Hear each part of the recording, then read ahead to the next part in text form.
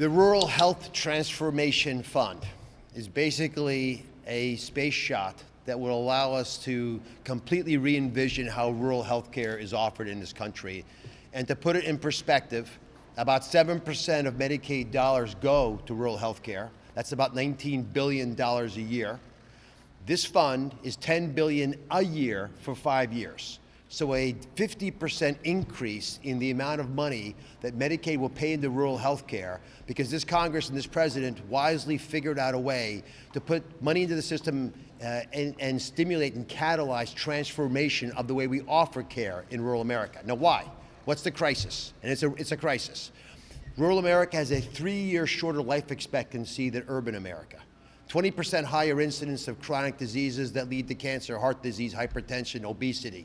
50% increase in suicide rates and maternal mortality. I mean, significant and dramatic increases in risk factors based on the zip code that you live in.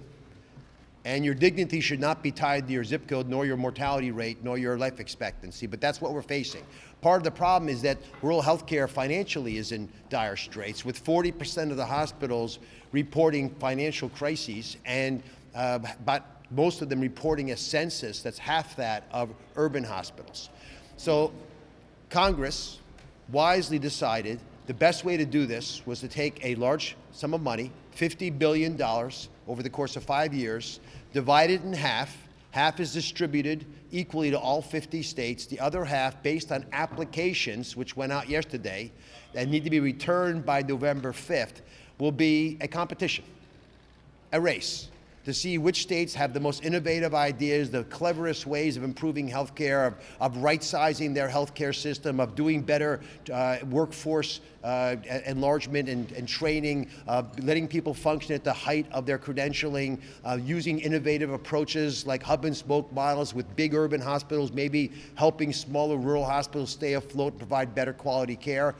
Many senators have shared with me that they know of hospitals in their state that are originally 100-bed hospitals that shrunk to 10-bed hospitals but have a census of 1, where people in the town are driving past that hospital.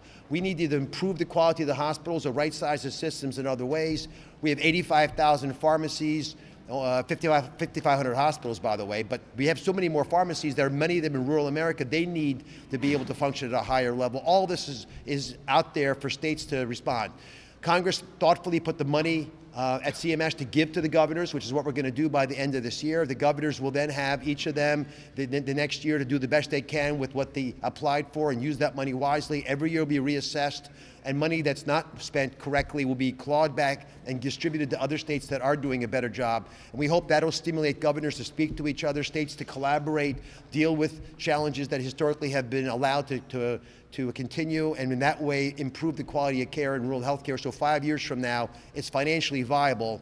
And I'll again remind you, the most expensive care is bad care, because if you're getting bad care, you're paying for someone to do the wrong thing, then you're paying someone to fix the wrong thing, and you're paying for the complications. And we believe this fund will help provide high quality care for Americans living in rural parts of the country, so that it'll also be more financially affordable. Thank you. Questions for Dr. Oz? Yes, ma'am. Dr. Oz, how many rural hospitals have you personally visited? Dozens. This is not in this term. This term, this is a 24/7 job. I have traveled to probably 3 or 4 rural hospitals, but I've not seen the numbers of hospitals in this term as I've seen in my career. But as a heart surgeon, but also someone who was honored to be invited to a lot of hospitals, both to give talks, but also participate in some of their grand rounds, I've seen my share of hospitals. And the smaller institutions are the ones that I'm worried about.